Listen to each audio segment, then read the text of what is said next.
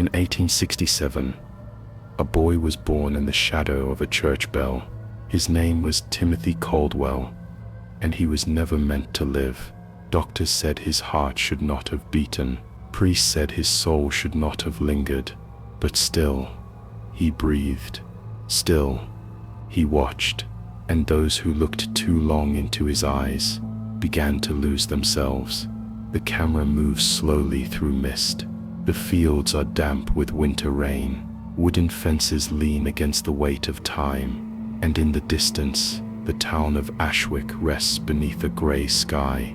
It was here, in 1867, that Timothy Caldwell was born. Ashwick was small, barely more than a cluster of cottages, a single tavern, and the stone tower of its parish church. The streets were narrow and slick with mud. Smoke drifted from the chimneys in threads, dissolving into the fog that rolled from the river. It was a town untouched by progress, but on that January morning, something entered its history that could not be erased. Timothy Caldwell came into the world on a wooden bed, in a room lit only by tallow candles. The walls were thin, and the cries of labor carried into the street. Neighbors heard the pain of his mother, Sarah Caldwell, as she struggled for hours, her voice rising and falling like a hymn without words. By the time the boy was born, the midwife knew something was wrong. Timothy did not cry. He did not thrash his arms or gasp for breath. He simply lay still. The midwife pressed her ear to his chest. There was no rhythm, no sign of life. She whispered a prayer, believing the boy had entered the world only to leave it. But then, her hand trembled. A sound emerged, faint as the rustle of paper, a beat, slow, uneven. The heart of the child began to move. His chest rose, his eyelids flickered. He was alive, and yet, he was not, because something about him felt wrong from the very first breath. The midwife stepped back. She would later say she could not bear to hold him for long. His skin was too cold, his silence too heavy. The mother reached for her son, exhausted, and pressed him against her chest. He made no sound. The neighbors waited in the street, expecting to hear the usual wail of new life, but no cry came from the Caldwell house. And so, even from his first day, Timothy unsettled the town. Doctors were summoned from the nearest city. They arrived by carriage, carrying leather bags filled with instruments and glass vials. They examined the boy carefully, searching for the reason his heart did not beat as it should. One described it in his notes as erratic, like a watch wound by the wrong hand. Another wrote that Timothy's temperature seemed to fall below what was humanly possible. They tried to provoke him, to test his reflexes. He did not respond to pain as other infants did. A pinprick to the heel produced no cry, only a faint movement of the eyes. The doctors could not explain him, but the priests tried. Father Alcott, the parish priest, stood by the bedside and spoke softly to Sarah. He told her the boy was blessed, chosen by God to endure what others could not. He placed holy water on Timothy's forehead, that when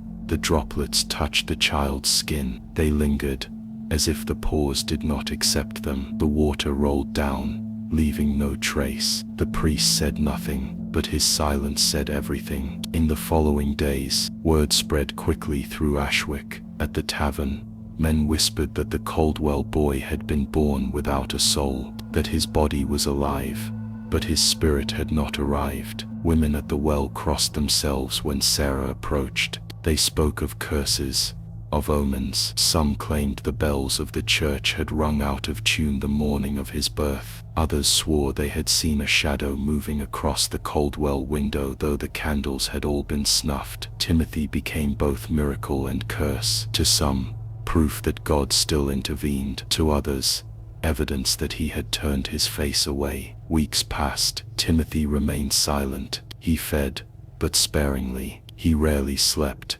and when he did, his eyes did not close fully. A sliver of pale blue always remained visible, glinting in the candlelight. His father, John Caldwell, tried to treat him as a normal child. He carried him into town, showing him proudly to neighbors. But the boy did not smile, did not cry, did not laugh. The silence unnerved people. A blacksmith's wife recalled, "It was as though the child stared straight through you, as if he knew where you had been and what you had done." Children in the village began to avoid him. Dogs barked at him from across the street. Horses bucked when his father tried to pass them near the stable. Even nature seemed to sense it. By spring, the Caldwell family began receiving letters. One came from a distant cousin, warning that such a child should not be raised. Another, unsigned, left on their doorstep, read only, "He is not yours to keep." Sarah Caldwell clung to her son all the more fiercely. She spoke to him in whispers,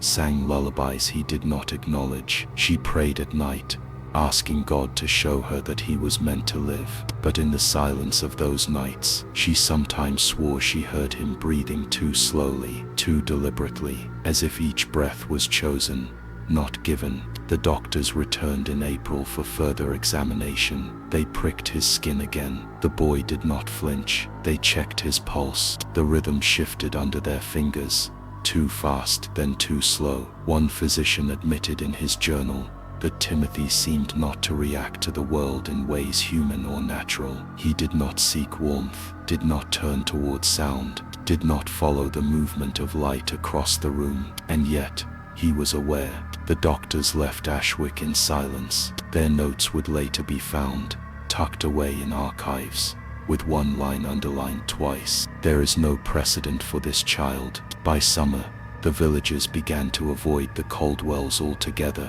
The tavern doors shut when John entered. Conversations died when Sarah passed by with her son in her arms. The town, once bound by shared faith, now divided over the question of Timothy. Some called him proof of divine punishment. Others insisted he was a gift, a chance to witness God's mystery. But all agreed on one thing: he was not like other children. One evening, as the sun dipped below the hills, a neighbor woman entered the Caldwell home to deliver bread. She found Timothy lying in his cradle, staring at the ceiling. The woman said he did not blink, not once. His eyes seemed fixed on something she could not see. When she stepped closer, she felt a chill, as if the air itself recoiled. And then, he turned his head toward her. The bread slipped from her hands. She left without a word, and told her husband she would never enter that house again. Sarah Caldwell grew more withdrawn. She stopped attending Sunday service. She told Father Alcott she could not bear the way the congregation stared at her son. But the priest urged her to bring Timothy to the church. "All children belong in the house of God," he said. And so, one morning, she did. She carried the boy into the nave. The congregation watched in silence as she placed him in the pew beside her. The air grew still. Father Alcott began the service. He raised the chalice, spoke the words of consecration, and then Timothy's eyes opened wide. No cry, no sound, just an unblinking gaze, fixed on the altar. The priest faltered, his voice cracked. For a moment, he forgot the words. When the service ended, people left quickly, avoiding the Caldwells. The priest did not speak to them again that day. From then on, rumors deepened. They said the boy was hollow inside, that he had no dreams, no soul, that God had made a mistake, and the earth itself was correcting it. But Sarah Caldwell would not let go. She clutched her son in the dark hours of night. She sang to him, though he gave no sign of hearing. She prayed, endlessly, for proof that he was meant to be hers. But no proof came, only silence, and the silence began to feel heavier each passing day. By the end of that year, Timothy Caldwell had lived far longer than anyone believed possible. He had not thrived, he had not grown as other children did, but he had endured. And endurance, in a place like Ashwick, was its own kind of curse, because the town had begun to change. The people had grown restless, the whispers more insistent. Some now claimed he should not be allowed to remain, that his presence itself was a danger.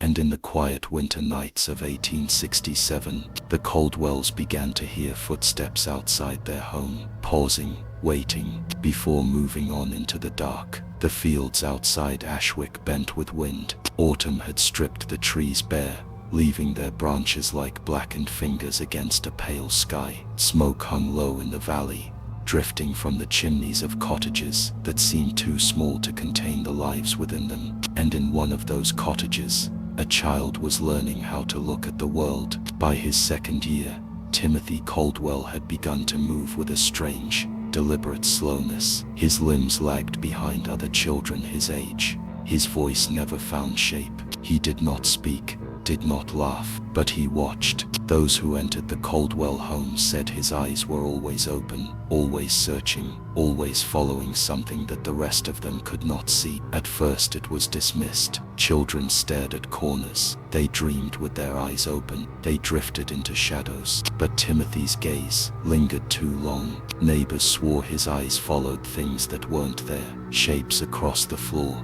figures against the wall, as if the air itself contained something only he could see. One evening, Sarah Caldwell's sister, Margaret, came to visit. She brought food and a knitted blanket for the boy. She set the basket down on the table, bent low to greet her nephew, but the moment her face met his, her breath caught. Timothy was staring at the far corner of the room, his pupils fixed wide, unblinking. Margaret followed his gaze. There was nothing there, only the rough plaster wall and the shadow of the lamp. Still, his eyes did not move. When she tried to shift his attention, waving the blanket in front of him, he did not react. His gaze remained fixed on the corner, as though pinned there by some invisible weight. Margaret left early that night. She later told her husband, "She felt as though the boy had seen something arrive, but I could not." But it wasn't only family who noticed. Visitors to the Caldwell home, traders, parishioners, friends, spoke of the same thing, the sensation of being watched, not by the parents, not by the neighbors, but by the child. Even when they turned away from him, even when his gaze was lowered, they felt it, a quiet presence, pressing against their backs. Some tried to ignore it, others could not. One man, a merchant passing through town, stayed for supper with the Caldwells. When he left that evening, he confessed at the tavern that he would rather sleep in the forest than under their roof again. He claimed the boy's eyes followed him into the dark. Animals were the first to turn away. The Caldwell family kept a dog, a mild-tempered hound named Bracken. He had slept by the fireplace since before Timothy was born, but as the boy grew older, the dog began to change. At first, he simply avoided the cradle. Later, he refused to enter the room. And then, one night, when Sarah carried Timothy past the hearth, Bracken growled, low, trembling, the sound of an animal unsure whether to flee or attack. John Caldwell beat the dog back, furious, but the damage was done. From that night onward, Bracken would not go near the child, and months later, he vanished from the property entirely, running off into the woods without a trace. Horses refused to pull the Caldwell cart when Timothy was aboard. Chickens grew restless when he wandered near their coop. Even the cattle turned their heads, stepping away when his small figure approached the fence. The earth itself seemed to reject him. By the age of 4, Timothy's presence unsettled even the priests. Father Alcott visited the home, bringing a small cross to bless the boy. He sat by the hearth, speaking gently, trying to guide Timothy's gaze toward the crucifix. But the boy's eyes did not move. They darted past the priest, over his shoulder, to a corner of the room where the shadows thickened. Father Alcott turned, expecting to find some distraction, a spider, a flicker of light. There was nothing. Yet Timothy continued to stare. The priest left soon after. He wrote later, in a private journal, "The boy has eyes that do not rest. They seek what should not be seen." The village began to withdraw further. Mothers drew their children away. When the Caldwells entered the square, men at the tavern stopped speaking when John arrived. Doors closed quietly. when Sarah passed along the lane. Yet despite the silence, whispers multiplied. They said the boy's eyes carried weight, that those who met his gaze too long left feeling drained, as if something had been taken from them. A young girl from the village swore that after Timothy looked at her, she could not sleep for 3 nights. She said she felt watched, even in her dreams. And an older man, a shepherd, refused to walk past the Caldwell cottage altogether. He claimed he once caught Timothy staring at him from the window, even when the curtains had been drawn. But something wasn't right, because the boy was not only watching shadows, he was watching people. Sarah Caldwell remembered one evening when she carried her son into town.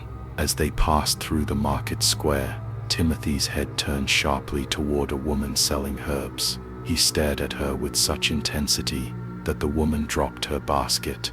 Later that week, the same woman fell ill. Some said it was coincidence. Others said it was proof that Timothy's eyes were not merely watching, but choosing. By his 5th year, the Caldwells themselves could no longer deny it. Sarah confessed to a friend that she sometimes felt afraid of her own child. She described nights when she woke to find him sitting upright in bed, his eyes wide, staring at the door, as if waiting for someone to arrive. She said he did not sleep like other children, that his gaze seemed endless, unfaltering, as though rest itself was foreign to him. John grew angry at such talk. He forbade Sarah from speaking of it again. But even he could not ignore the way Timothy's eyes unsettled visitors. One evening, John's brother came from a nearby town to stay.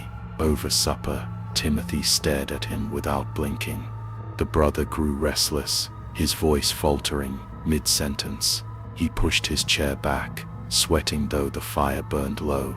That night, he left without saying goodbye, and that's when the priests began to argue among themselves. Some said the boy was cursed, his eyes a sign of corruption. Others insisted he was chosen, a vessel carrying mysteries beyond human comprehension. But none could deny the truth. No one in Ashwick felt comfortable under his gaze. The breaking point came one summer afternoon. A group of children were playing near the Caldwell home. They dared each other to peer through the window at Timothy, who sat inside, unmoving. One boy swore that when Timothy's eyes met his, he felt a coldness spread through his chest. He ran home in tears. That evening, his father came to the Caldwell door. He demanded that Timothy be kept inside, away from the other children. He accused Sarah and John of harboring something that unsettled the entire village. The confrontation ended in silence. The father left, but his words echoed. The line between neighbor and outcast had been drawn. In the months that followed, the Caldwells lived more and more in isolation. Timothy grew taller, but his face remained pale, his expression flat. His eyes, however, seemed only to sharpen. They followed unseen paths, darting across walls, ceilings, open fields. Those who caught him staring spoke of dizziness, of headaches, of the sudden urge to leave his presence altogether. Even the priests came less often. Father Alcott, once a frequent visitor, now walked past their home without pausing. He left the sacraments at the door instead of stepping inside. In his final journal entry about Timothy, he wrote, "There is something in the boy's eyes I cannot bear to meet. They see too much. They see what should not be seen." By the winter of 1872, the Caldwell house had grown silent. Visitors came rarely, and when they did, they stayed only moments. But the boy's eyes remained, always open, always watching, and in the stillness of those long nights, Sarah Caldwell began to fear something she had never admitted before, that when her son looked at the shadows, he was not only watching them, he was waiting. The church of Ashwick stood heavy against the winter sky. Its stone walls were damp with moss, its windows clouded by centuries of breath and prayer. Inside, the air was colder than the fields outside. It was the first Sunday of Lent. The congregation gathered slowly, their boots dragging mud across the worn wooden floor. They carried with them baskets of food, children wrapped in wool, and the same whispered fears they had carried all winter. At the front of the nave, Father Alcott raised his hands for silence. His voice trembled as he spoke the opening hymn. And in the third pew, Sarah Caldwell sat with her son. Timothy was pale, his eyes unblinking. He stared at the altar with the same intensity that had followed him since birth. People shifted uneasily around him. Some refused to sit nearby. Others bent their heads lower, pretending not to notice. But still, his presence filled the space. As the priest's voice rose, Timothy's head tilted slightly. His small chest rose and fell in shallow rhythm. Sarah watched him carefully. She always did. Then as the chalice was lifted, she felt his body slacken. At first she thought he had dozed, his eyes half shut, his arms falling limp at his side. But when she touched his hand, it was cold, too cold. She whispered his name. He did not stir, and then his breathing stopped. Panic spread silently at first. Sarah clutched her son, trying to shake him awake. The neighbors turned, their whispers rising like insects. The priest lowered the chalice, his voice faltering mid-prayer. Timothy lay motionless in his mother's arms. His chest did not rise. His lips held no color. For hours, they would later claim. The boy did not breathe. The congregation gathered close. One man pressed his ear to Timothy's chest. He shook his head. Another tried to force air into his lungs. The child's lips stayed sealed. A doctor was called from the back of the room. He laid the boy on a wooden bench, unbuttoned his small shirt, and placed his hand flat upon the ribs. No movement, no warmth, no sound of life. Sarah wept into her hands. The congregation crossed themselves, muttering prayers. Some turned away, unwilling to witness what felt inevitable. The doctor looked up at Father Alcott. He whispered the words no parent should hear. The child is gone. But something wasn't right, because Sarah would not release him. She cradled her son, rocking him gently, whispering lullabies through her sobs. She refused to leave the church, refused to allow the priest to speak of burial rites. She sat there, hour after hour, clutching a boy who should have been still forever. And then, a sound, faint, brittle, the rasp of air forcing its way through a throat long sealed. The boy gasped. His chest rose, his eyes snapped open, and Timothy Caldwell breathed again. The church fell into chaos. Women screamed, men stumbled backward. The doctor dropped his instruments, his face drained of color. Sarah cried out in relief, pressing her son against her. But the congregation did not share her joy. They saw what she refused to admit. The boy had been gone, and now he was not. The doctor examined him again, hands trembling. The skin was warm once more, the pulse erratic but undeniable. Yet there was no explanation. Such a collapse, he stammered, should leave the body weak, the mind injured. But Timothy sat upright. His eyes scanned the church as though nothing had happened. He did not speak, did not smile. He only stared at the priest, at the altar, at the chalice that still gleamed with wine. And Father Alcott could not bear to look back. The congregation dispersed in silence. Some fled before the service could end. Others lingered outside, whispering in groups, their faces pale in the fog. One woman swore she would never return to the church again. Insisted the boy was possessed, that demons had borrowed his lungs. By nightfall, the story had spread through every cottage in Ashwick. The Caldwell boy had died and risen.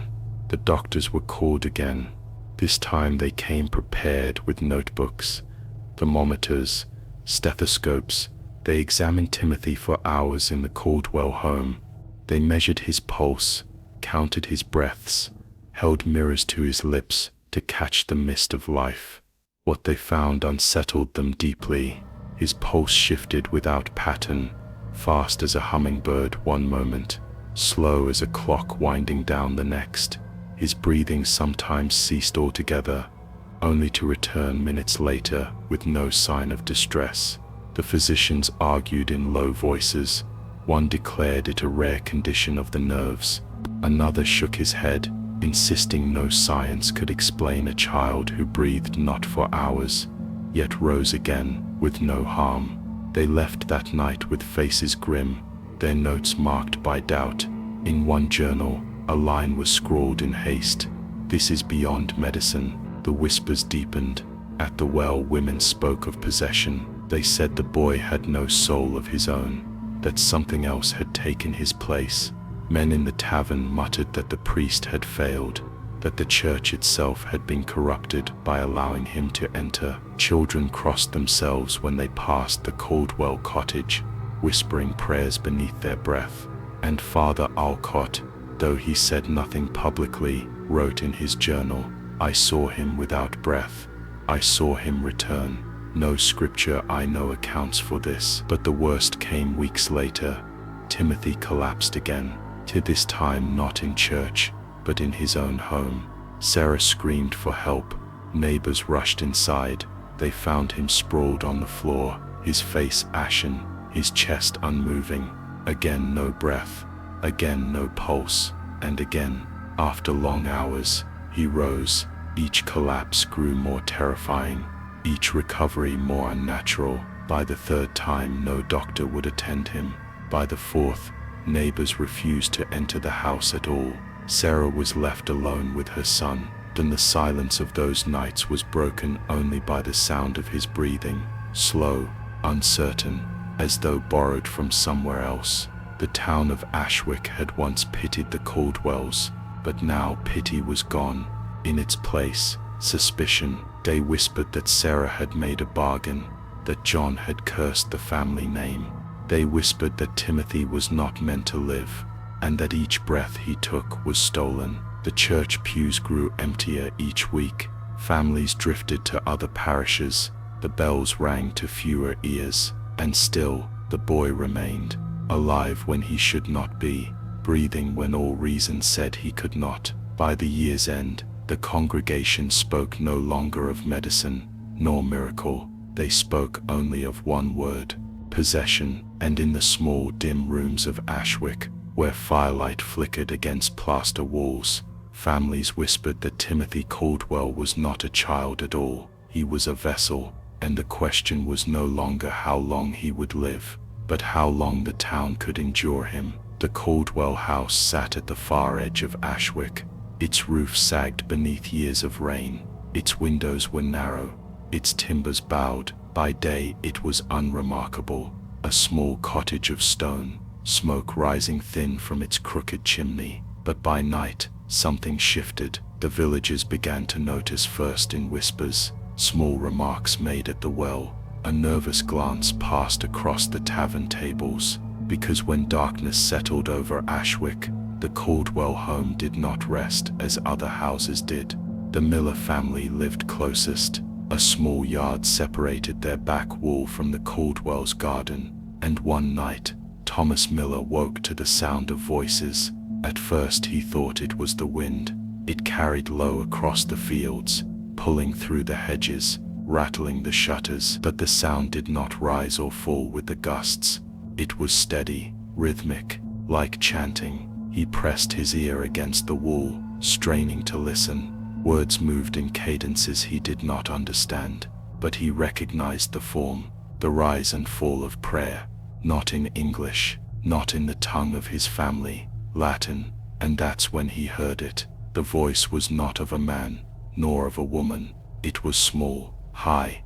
It was a child's. Timothy Caldwell. By morning, Thomas said nothing. He told himself it must have been a dream, a trick of memory from Mass. But the next night, it came again. The same voice, clearer now, chanting in measured syllables, words that Thomas had heard only once before, long ago, from the lips of priests who studied abroad. And yet, no one had ever taught the boy. The Millers were not alone. Across the lane, Margaret Hill awoke to the sound of movement. Her shutters were drawn, her hearth long gone cold, but shadows crept across her wall, as if a fire burned. She rose from her bed, lighting no candle, too afraid to give herself away. Shapes stretched tall, moving slowly, bending against one another. as though figures stood in her room, silent, watching. But when she opened her shutters, the night was empty. The Caldwell house sat dark, no flame, no lantern, and still, the shadows moved. By the third week, families spoke openly. They said that voices echoed long past midnight, that the boy spoke in tongues no child should know, that walls themselves seemed to carry the sound, through plaster, through timber, into the marrow of their bones. One man swore he heard two voices instead of one. Another insisted he had seen the shadow of a figure pass across his ceiling, though his lamp was unlit. But when neighbors searched for light in the Caldwell windows, they found none. The house appeared dead, silent, unmoving, and yet, from within something stirred. Sarah Caldwell heard nothing, or perhaps she refused to. She told neighbors her son slept soundly, that he woke only for water, that his nights were quiet, but her eyes betrayed her, sunken, hollow, ringed in gray, as though she too had lain awake for countless nights, listening. Father Alcott was summoned. The villagers begged him to intervene. They demanded he bless the house, cleanse the boy, call upon the strength of his order. But Alcott hesitated because he had heard it himself. One night, as he passed the Caldwell gate, he paused to tighten his cloak, and from within the walls he heard chanting, not the innocent murmur of a child, but deliberate, precise, like liturgy recited in practiced rhythm. He pressed his hand to the gate, his heart racing. The words were Latin, clear as bells, and yet they twisted. They shifted in ways that were not scripture, phrases broken, inverted, reassembled. It was language bent upon itself. The priest turned away, his hand trembling, as he clutched the rosary at his chest. In the picture, he never spoke of what he heard, not in the pulpit, not to the congregation, not even in the quiet pages of his journal. But from that night onward, he walked no nearer than the far side of the street. The voices grew louder, as spring turned to summer. Families who lived far from the Caldwells now reported hearing them, thin cries slipping down chimneys, seeping through shutters, echoing across the hills. Some nights, they said, the voices sang. Other nights, they screamed. And always, the boy's whisper returned, low, steady, relentless. One night, the baker's eldest son rose from bed, his face pale. He told his mother he had heard someone calling his name. When pressed, he swore it was Timothy's voice. And when she demanded how he could be so sure, he said the voice had come from inside his own room. The shadows too grew bolder. Children woke screaming. That figures stood over them, black silhouettes with long arms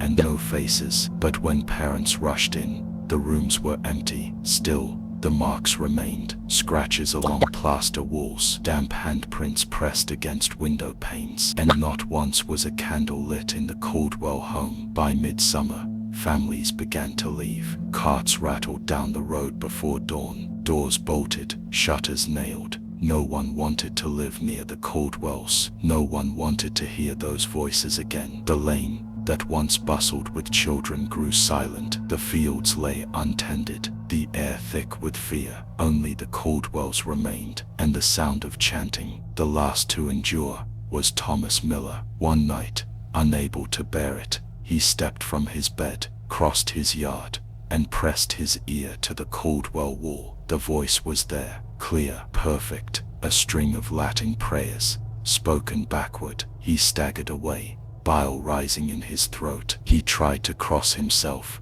but his hand froze halfway to his chest because the voice had changed. It was no longer inside the Caldwell home. It was whispering from just behind him. He turned. The yard was empty, the night still, but he swore he felt a breath against his ear. And from that night on, Thomas Miller never spoke again of what he had heard. The Caldwell's lane grew barren. The houses fell quiet, but the whispers did not stop. They only grew stronger, and the people of Ashwick began to accept the truth. The boy was no longer just in his mother's house. He was in their walls, in their fields, in their dreams. The room smelled of iron and old wood. Its windows had been nailed shut years before. their frames lined with cloth to keep out the draft. In the low light, a midwife named Eleanor Grange sat at the foot of her bed, hands clasped, staring at the floorboards. Her eyes were sunken, her lips trembled, and for the first time in her long career, she would not return to the home of a patient, because what she had seen inside the Caldwell house had broken something inside her. Eleanor was not new to grief. She had buried 2 of her own children before they reached their 5th year. She had stood over her husband's grave when fever carried him off in winter. She had stitched the bodies of stillborns into linen with hands that did not shake. But Timothy Caldwell was different. Than when Sarah called for her on a morning when the boy had fallen into one of his strange spells, Eleanor had answered without hesitation. She believed it was her duty, and she carried her satchel with quiet resolve. The house was cold, too cold for summer. As she stepped through the door, she noticed the fire had not been lit, though ash piled thick in the grate. Sarah stood in the corner, pale and drawn, clutching her shawl. She did not speak at first. She only nodded toward the stair, and there, at the top, Timothy waited. The boy did not move as she approached. His eyes followed her, heavy and unblinking, with the same stillness she had seen once in cattle before slaughter. She pressed her lips together, forcing a calm she did not feel, and knelt. Her hands were practiced, gentle, firm. She checked his pulse, placed her ear to his chest, counted his breaths. The rhythm was wrong, slow, uneven, as though his body were imitating life rather than living it. But still, she carried on. "Timothy," she whispered. "Timothy, can you hear me?" The boy did not answer. Then, without warning, his lips parted. The sound that came forth was low, graveled, a man's voice, and Eleanor froze, because it was not just any voice. It was the voice of her husband. Her satchel fell to the floor. Her knees buckled beneath her weight. The sound was unmistakable. The cadence, the timbre, the slight drawl that only he carried. She had sat by his bedside as fever racked him. She had listened as his breath rattled in the dark. She had heard his last words as he told her to be strong. And now, Timothy Caldwell spoke them back to her. "Do not weep for me," the boy whispered, his mouth moving slowly, like an echo caught in stone. "Do not weep for me." Her hands shook so violently she could not gather her satchel. Her throat closed. Her heart pounded with such force she thought she would collapse then and there. And when the boy turned his face toward her fully, she saw something worse. His eyes. They did not belong to him. They looked at her with a familiarity that reached across the grave, a recognition she could not deny. It was her husband's gaze.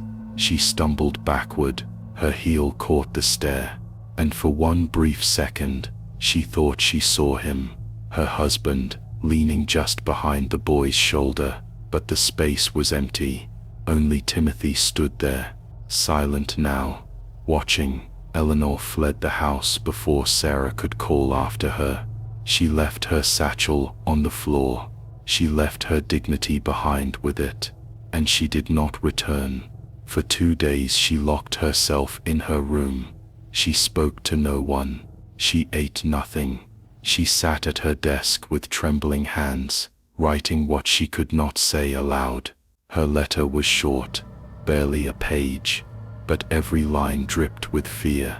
She wrote that Timothy Caldwell was not a boy, that he was a vessel, empty, waiting, filled with voices that were not his own.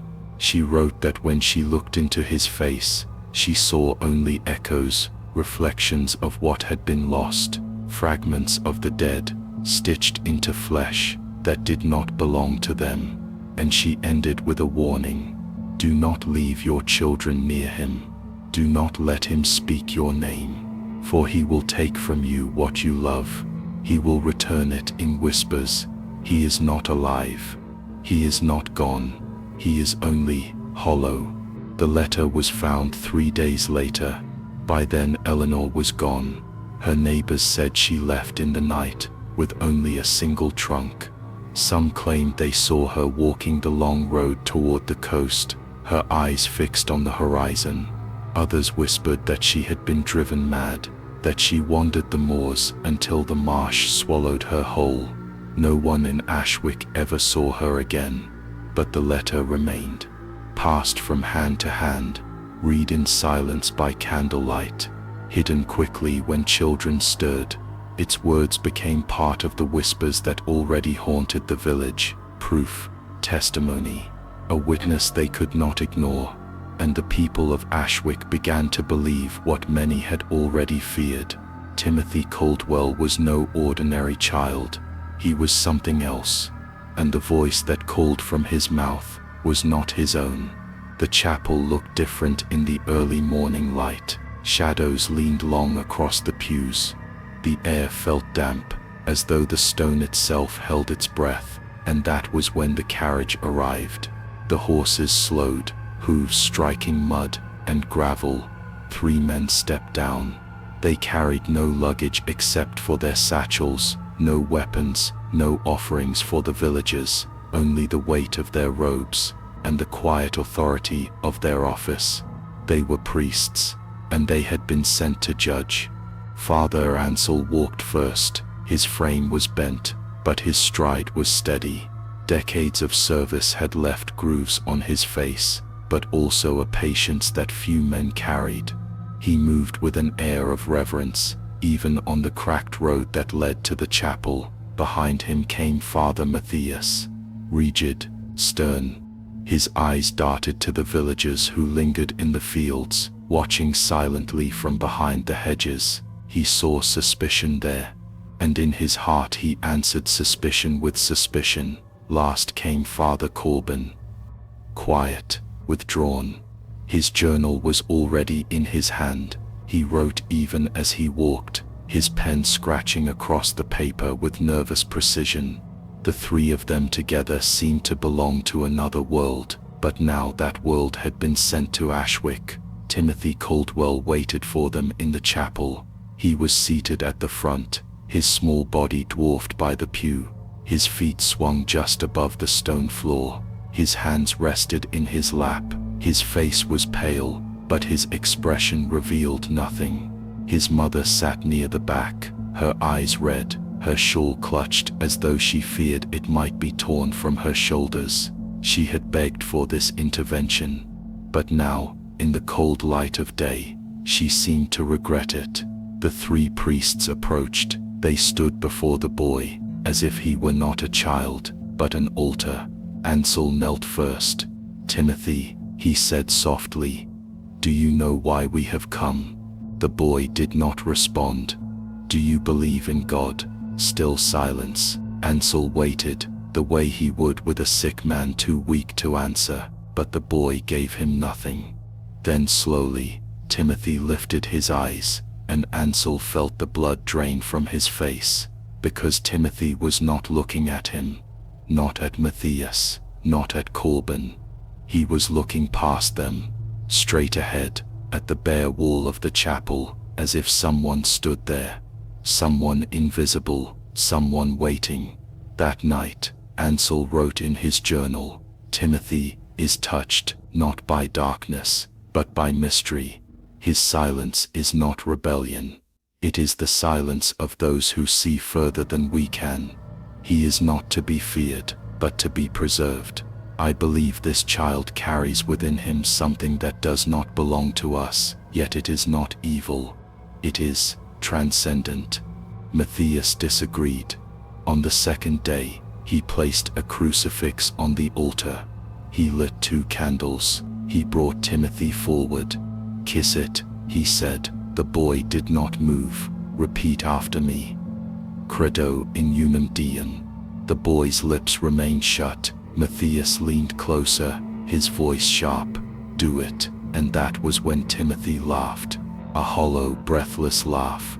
Short, harsh, it seemed to scrape the air itself. It lasted no more than a second, but in that second, Matthias felt a knot twist deep in his stomach. He wrote later, "This is no sign of grace. This is corruption. He does not worship. He does not fear.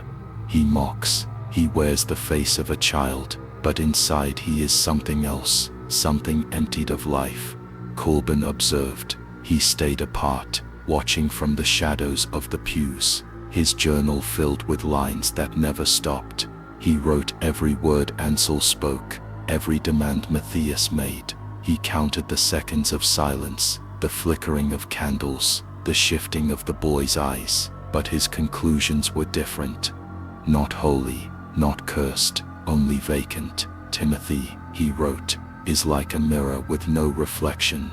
He gives back what is shown to him, but there is no source, no light of his own. I cannot tell if this emptiness is natural or chosen, but it is emptiness all the same. By the fourth night, they gathered in the rectory. The fire hissed in the grate, the wind scraped against the shutters, their voices filled the dark room. Ansel pleaded, "You must see his purity." Matthias shouted, "I see nothing but mockery. You would call this holiness? Then what of the saints? What of the martyrs? This boy is no vessel of God. He is an insult to the faith." Corbin sat silent, his quill moved, the sound of scratching filled the space between their arguments. He wrote faster than ever before, his face pale in the candlelight, and then it came. A sound, from the chapel, low, rhythmic, like a whisper carried in a circle, chanting. They rushed into the nave. The fire's light stretched long shadows against the stone, their footsteps echoed. The air inside was colder, sharp against their lungs. The chapel was empty.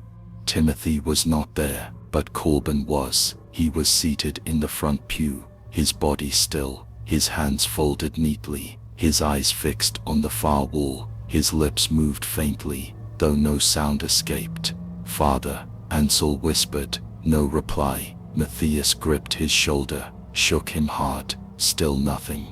"Corbin," the man did not stir, not then, not through the night. When dawn came, he remained seated, his face slack, his breath shallow. When evening fell, his chest no longer rose. Father Corbin was dead. The records say otherwise. The official documents claimed sudden illness. His body was interred beneath the churchyard, an unmarked grave. His journal was sealed and taken away, locked in some diocesan archive where no villager would ever see it again. But the people of Ashwick knew. They had watched him sit for hours in that pew, unmoving, unblinking, as though something had fixed his gaze upon the stone.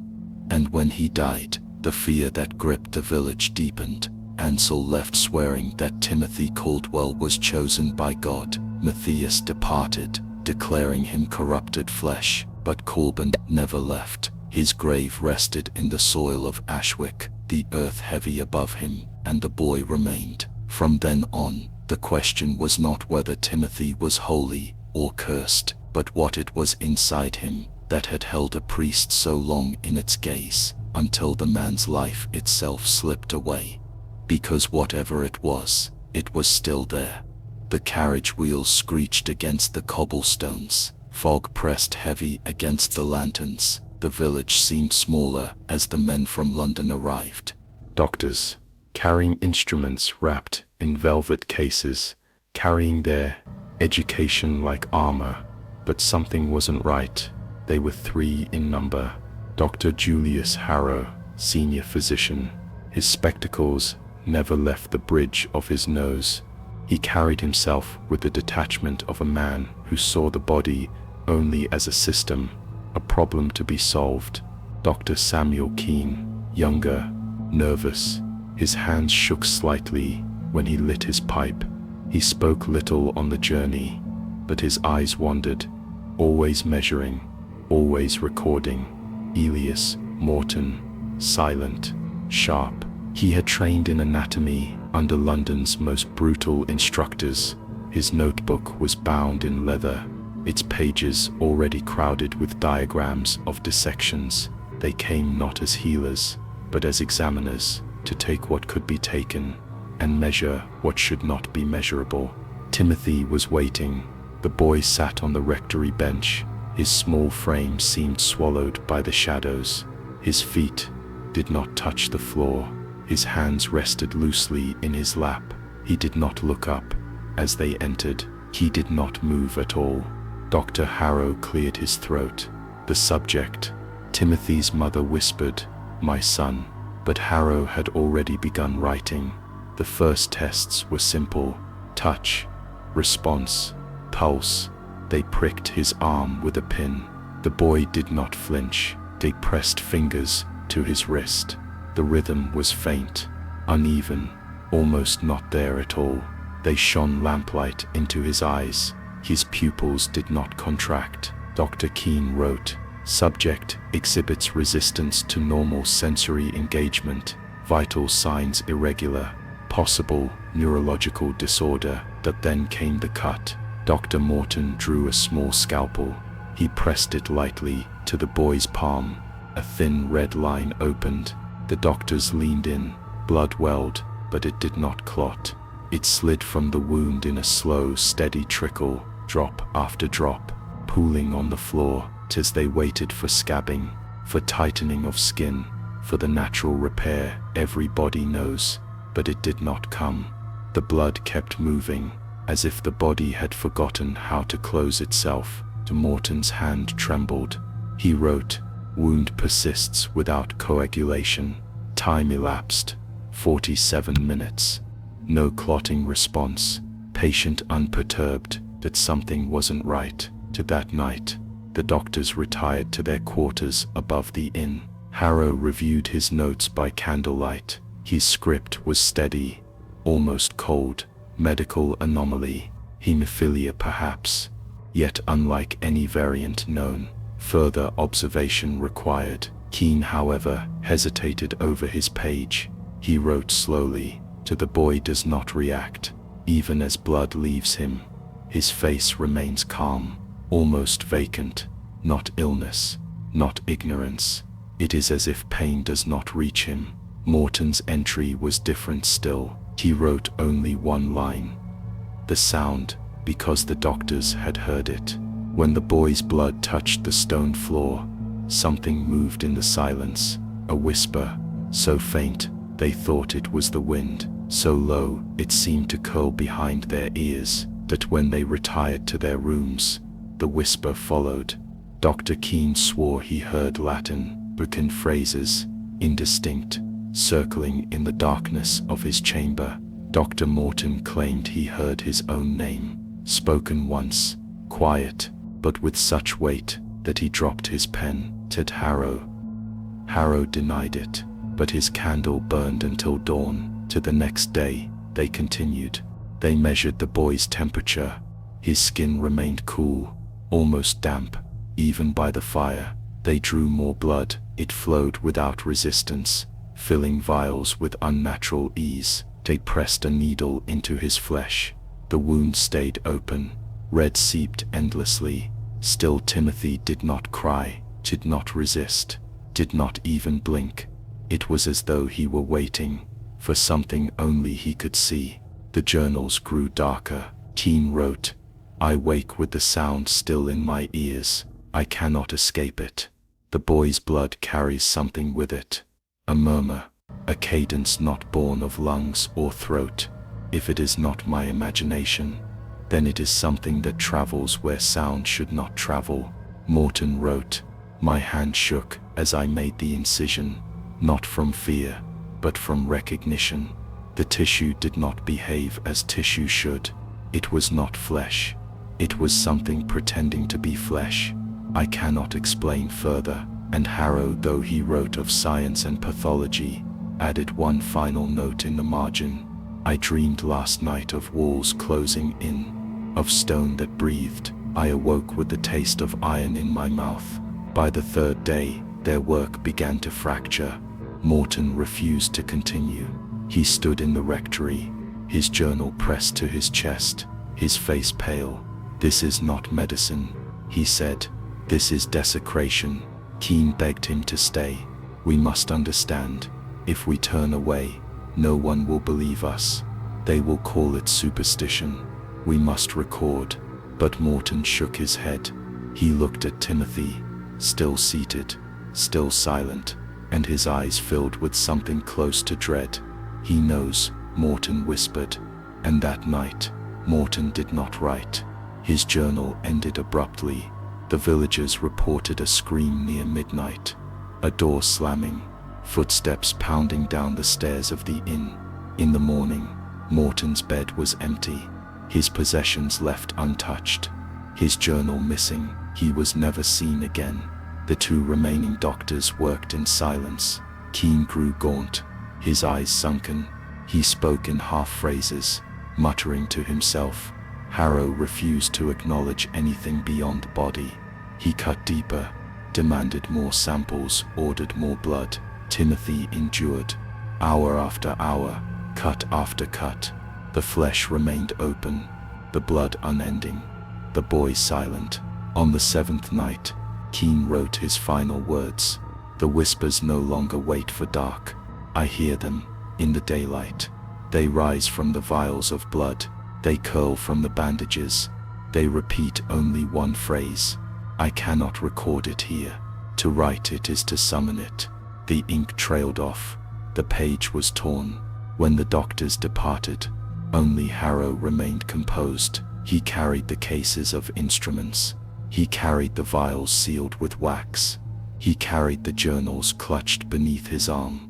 But villagers who saw him board the carriage swore his hands were trembling. And when he returned to London, his colleagues found him seated at his desk, eyes open, pen still in hand. The ink had run across the page, a line scrawled over and over again. "The body does not heal." In Ashwick, the boy remained, silent, unmoving, watching the door through which the doctors had gone. And though no one admitted it aloud, the villagers claimed the whispers had not left with them. They still drifted through the corridors at night, waiting. Mist hung low over the fields. It clung to the fences, to the thatched roofs, to the bare branches that reached like bones toward the sky. Ashwick, once alive with morning bells and the voices of children, had begun to thin into silence. But something wasn't right. The first to vanish was a boy, 8 years old, sent to gather water from the well. His pail was found lying on its side, the rope still coiled, but no one ever saw him again. At first the villagers whispered of wolves. They said the woods had grown strange. They said shadows lingered longer than they should. But there were no tracks, no blood, no struggle, only absence. Then the cattle began to die. Farmers rose at dawn to find their herds collapsed. The bodies lay in rings, circles pressed into the earth, as though marked by some careful, deliberate hand. The animals' eyes were wide, their mouths foamed. No wound, no cause. The villagers said it was a sickness, but no sickness moved with such symmetry. No sickness arranged the dead like symbols. And always, the circles formed closer to the Caldwell home. By the third disappearance, fear had settled into every doorframe. A mother went to rouse her daughter at daybreak. The bed was empty, the quilt still warm, the window unlatched, no prints in the frost. She screamed until her voice broke. Neighbors came running, but there was nothing to be done. The town bell tolled, a sound meant to call the faithful. Instead it felt like a funeral, and that's when they began to leave. Families loaded carts with whatever they could carry. Bibles, blankets, tools. They did not look back as they crossed the river. Some left their doors hanging open. Some left candles still burning. One by one the homes emptied. Ashwick shrank. The sound of voices diminished. The streets grew hollow. Windows stared with darkened panes. And those who remained could not deny it. The silence had a weight. The Caldwell house sat at the edge of it all. Shutters closed, smoke no longer rising from its chimney. Yet those who passed swore they saw movement through the cracks, the flicker of a shadow, the glint of a child's eyes watching. Some said Timothy stood at the window every night, not sleeping, not blinking, waiting. One evening, a group of men gathered with lanterns, farmers, their faces drawn, a blacksmith with a hammer in his grip. They spoke of burning the Caldwell house to the ground, but as they neared, their flames sputtered. The air grew heavy, pressing against their chests. The cattle in the nearby field cried out all at once, then fell into silence. The men froze, and one by one they turned back. None spoke of it again. Inside the village, the few who stayed began to notice another change. The church doors were left unlocked. The priest did not appear for mass. His quarters were found empty, a candle still guttered on his desk. His cassock hung neatly on its hook. The pages of his Bible were damp, as though soaked with sweat. The words blurred, and in the margins only one phrase was written, over and over: "He is not ours." The blacksmith's wife kept a journal. In her final entry she wrote, "At night we hear voices, not from the woods, not from the wind. They come from the earth itself. They rise beneath our floors. Latin maybe, prayers, maybe. We cannot tell. We only know the boy's name is spoken." Again and again, the journal ended there. Her house stood empty the following week. Soon, Ashwick was no longer a village. It was a shell. The inn closed. The mill wheel stopped turning. The schoolhouse door swung in the wind, and only the Caldwell home remained, surrounded by circles of dead earth where nothing grew. Those who passed through years later said the silence lingered, thick and unbroken. They said the walls of the cottages still seemed to lean inward, as though listening, and at the center, the boy, Timothy Caldwell, alive, breathing, but untouched by fear, untouched by time. Ashwick had collapsed, not with fire, not with battle, but with silence, a silence that carried the weight of the vanished, silence that pressed against every stone, every tree, every soul that dared to return to. And though the world beyond moved on, the villagers who once lived there never spoke of it again, because they knew what had emptied their streets, and they knew it had never left. The rain had been falling all evening, slow, relentless. Ashwick lay under a black sky, its cobblestones slick, its windows shuttered tight. The streets reflected lantern light in broken pools of yellow, rippling with every drop. It was the night everything ended. Timothy Caldwell, now 16, had been seen walking down the main road. His frame was thin, his gait unsteady, a boy too young to be feared. Yet every door he passed bolted tighter, curtains were pulled, families whispered prayers behind walls, because they all knew where he was going. The church at the edge of the square had not been opened that late in years. Its iron doors were locked. Each night at dusk, its bell had not rung since the last funeral. And yet, on that storm-soaked night, those who dared to look swore they saw the doors standing ajar. The boy did not hesitate.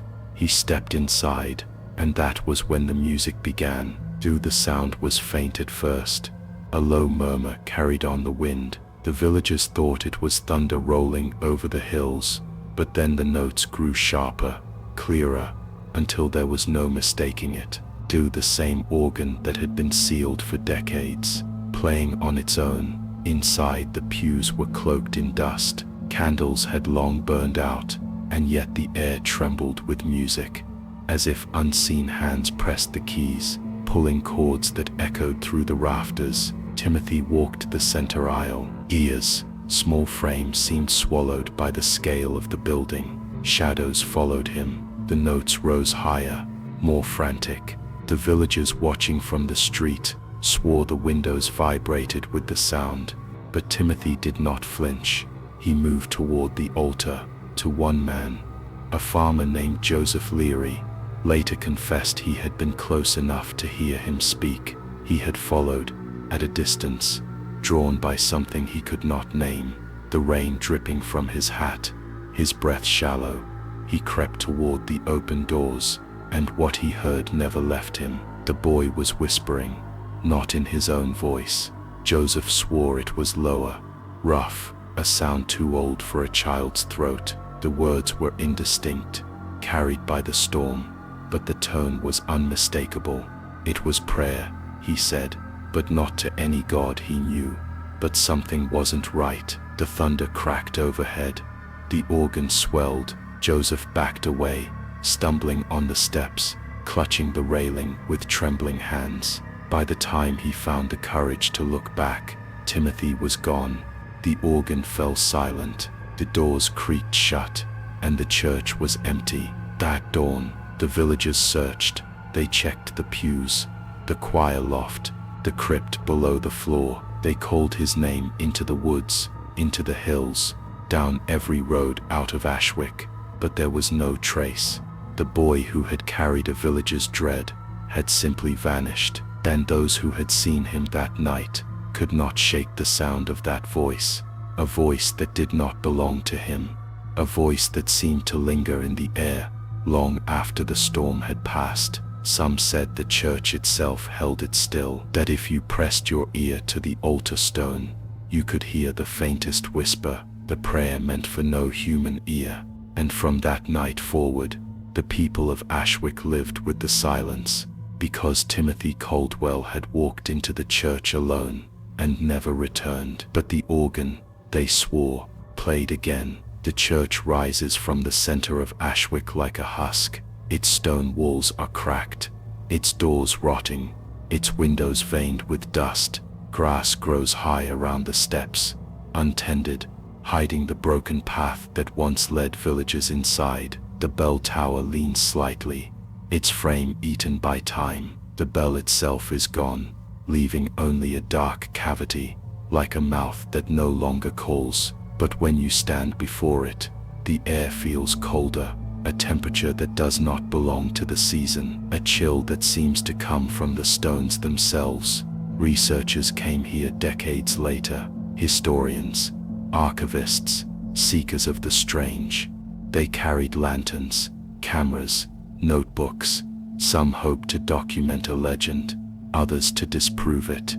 None of them expected what they found. The moment the doors opened, a draft rushed past, not warm, not stale, colder, as though the building exhaled, the kind of cold that seeps into skin, bypassing fabric, sinking into bone. One man described it as the sensation of standing in a crypt. Another refused to step further. He waited outside in the long grass, unable to explain why his hands trembled. But the rest entered, and the silence swallowed them. The nave stretched into shadow. Pews leaned at angles, their wood swollen from years of rain, slipping through broken tiles above. Dust hung in the air like a haze. The stained glass was fractured, panes missing, letting thin shafts of light stripe across the floor in broken colors.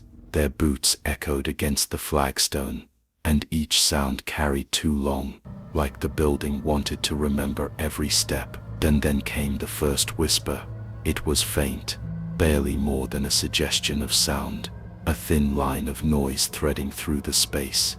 At first they thought it was the wind, the gale pressing against the roof, moaning through cracks. But the pattern was wrong. It wasn't random. It rose and fell. It lingered, and that's when they realized it was chanting, the kind you'd hear, in low mass, rhythmic, measured, repeated, not in English, not in Latin, something older. They turned their lanterns toward the choir loft, toward the sacristy, toward the doors they had already closed. No one was there, but the sound continued.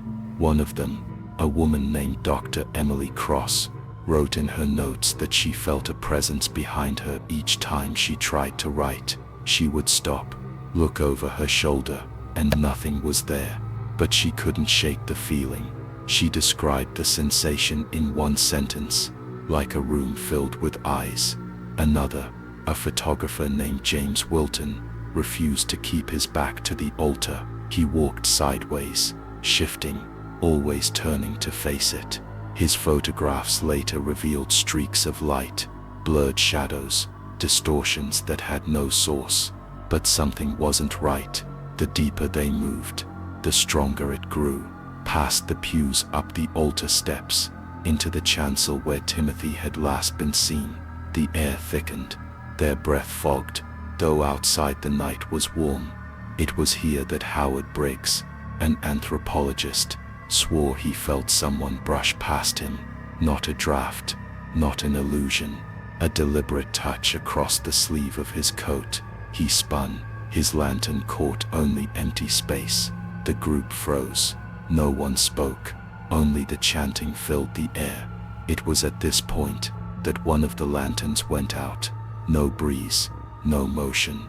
The flame simply died. They relit it with shaking hands. The group grew uneasy. Some whispered to leave, but others insisted on pressing further into the crypt below. The stairs curved sharply downward, carved from stone that sweated moisture. Their hands grazed the wall for balance, fingers slipping against dampness. The air grew tighter, heavier, and the chanting never stopped. In fact, it grew clearer. One recorder captured it, a looped phrase, indistinct to the ear, but measurable in pattern. Low voices, layered together, without a source.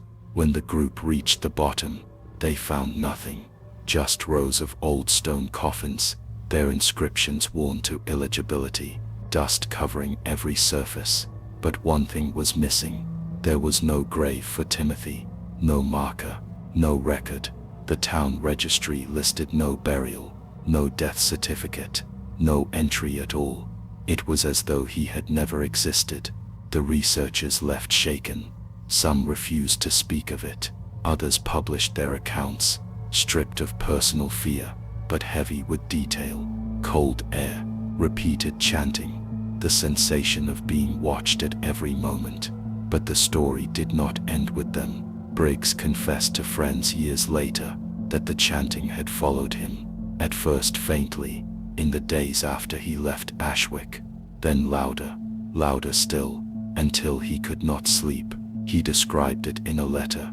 "It is not in my ears, it is in the air around me, as though my own house has been made into their chapel." He died in his home a decade later, alone. The neighbors reported hearing voices in the night, not screams, not shouts, but low, steady prayer. Emily Cross never returned to academia. She withdrew, abandoned her research, and left only one note at the bottom of her journal: he was never buried, because he was never meant to be. No one has stayed long inside the church since. The air drives them out. The silence becomes unbearable. And yet, if you press your ear to the altar stone, just as villagers once whispered, you will hear it. The faintest voice, not Timothy's, not human, but it remains. The silence of Ashwick is not empty. It listens, and it never lets go. Some lives are proof not of what God created, but of what he never intended. Timothy Caldwell was not a miracle, but a question left unanswered.